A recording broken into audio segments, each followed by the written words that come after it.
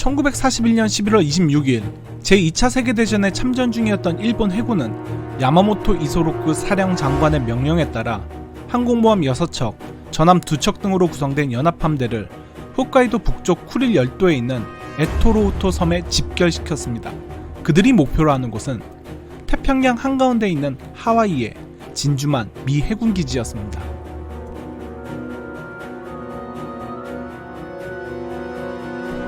(1937년) 중국을 침략한 이후 일본 제국은 대동아 공영권을 외치며 중국을 지나 동남아시아 지역을 점령하는 남방작전을 계획했습니다. 이 지역들은 석유와 철, 고무와 같은 전쟁에 필요한 자원들을 확보하는 데 중요했는데 특히 ABCD 포위망의 금수 조치로 인한 석유의 부족이 가장 시급히 해결해야 할 문제였기 때문이었습니다. 일본 군대 최고 조직인 대본영 수뇌부들은 자원 확보를 위해 인도, 차이나 등의 동남아시아로의 진격을 생각했으나 야마모토는 이와는 다르게 미래에 있을 위협을 먼저 제거해야 한다고 주장했습니다. 그는 일본 제국의 원대한 꿈에 가장 큰 방해물이 될 수 있는 미래의 잠재적 위협은 미국, 그 중에서도 미 해군 태평양 함대라고 생각했습니다. 하와이에 집결하고 있는 미 항공모함을 우선적으로 파괴시킨 후 동남아시아 지역을 장악하게 되면 상대적으로 거리가 먼 동남아시아에 끼친 미국의 영향력이 줄어들 것이라고 생각한 것입니다. 특히 동남아시아의 자원을 가져오는 길목에 위치한 미국령 필리핀은 일본에게는 무엇보다도 성가신 존재였습니다. 동남아시아를 안전하게 확보하기 위해서는 미국령 필리핀을 반드시 점령해야 했고 필리핀 침공 시 언제든 지원이 올 수 있는 태평양 함대는 언젠가는 맞붙게 될 상대였던 것입니다. 야마모토는 이를 위해 하와이 선제 공습을 계획했고 주저하는 대본영 수뇌부들에게 자신의 연합함대 사령관 직을 걸고 의견을 밀어붙여 결국 대본영으로부터 작전을 승인받게 됩니다. 야마모토 사령장관은 나구모 주이치 중장에게 지휘를 맡겨 1941년 12월 7일 진주만 공습을 감행하였습니다. 항공모함 6척으로 구성된 연합함대는 선전포고도 없이 비밀리에 쿠릴 열도를 떠나 무선 침묵을 유지하며 하와이 미 해군 기지를 기습했습니다. 하지만 미 해군은 진주만은 일본으로부터 멀리 떨어져 있었기에 일본의 공격을 받을 거라고 전혀 예상하지 못한 상태였습니다.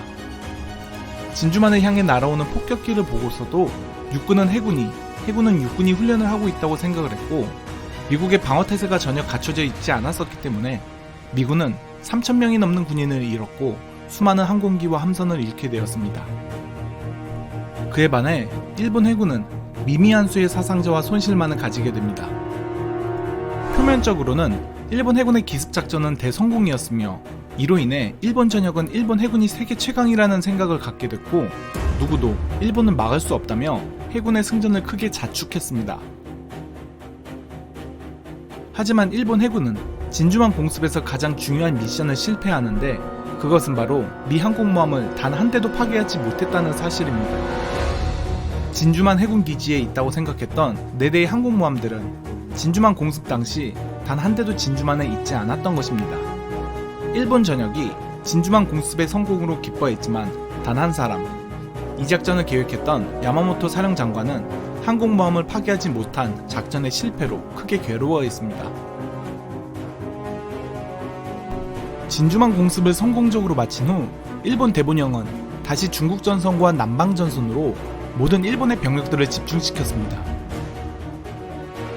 진주만 공격 이후 서너 달 동안 일본군은 홍콩, 싱가포르, 영국령 말라야, 네덜란드령 동인도 제도를 손에 넣었으며 더 남쪽에서는 1월에 뉴브리튼 섬의 북쪽 끝에 있는 중요한 항구인 라바울까지 확보했습니다.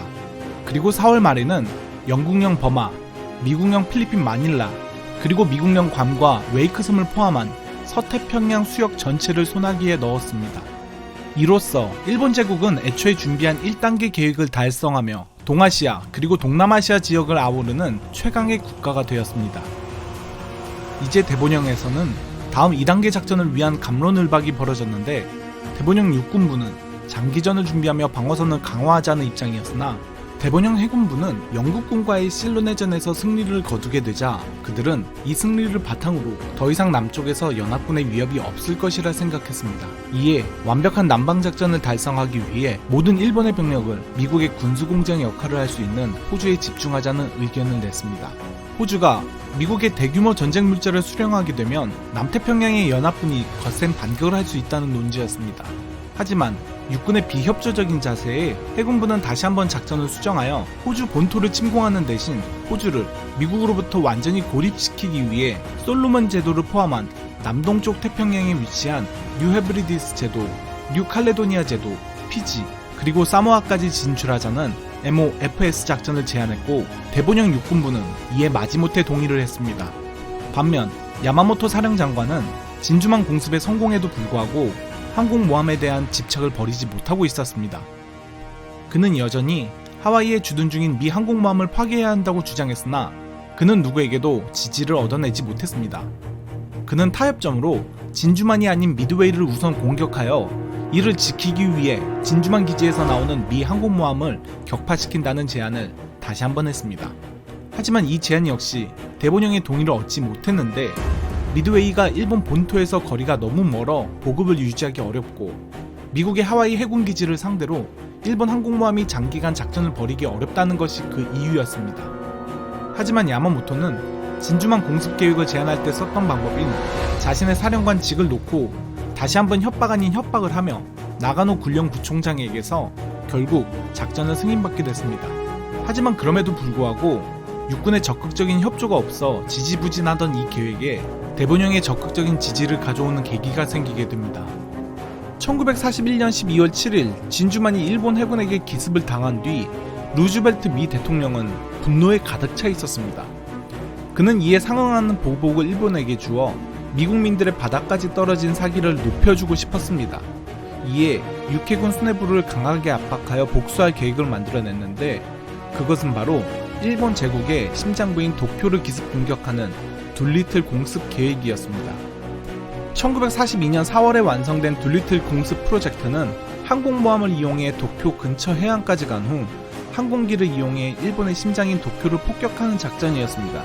하지만 함재기는 폭격 이후 다시 항공모함으로 돌아와야 하기 때문에 공습이 이루어지는 동안 항공모함이 일본 해역에서 기다려야 하는 위험성이 있었고 이로 인해 항속거리가 짧은 함재기 대신 육상 폭격기를 이용해서 도쿄를 폭격하고 항공모함이 기다릴 필요 없이 폭격기들은 중국 동부 해안으로 탈출하는 계획이 최종 결정됐습니다.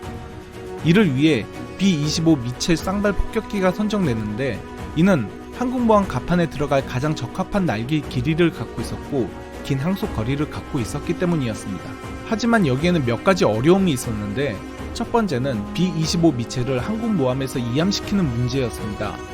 무거운 육상 폭격기는 무게가 가벼운 함재기와 달리 긴 활주로가 필요했기 때문이었는데 작전에 자원한 파일럿들은 지상에서 수개월간 피나는 이륙 연습을 시행하여 이를 극복했습니다.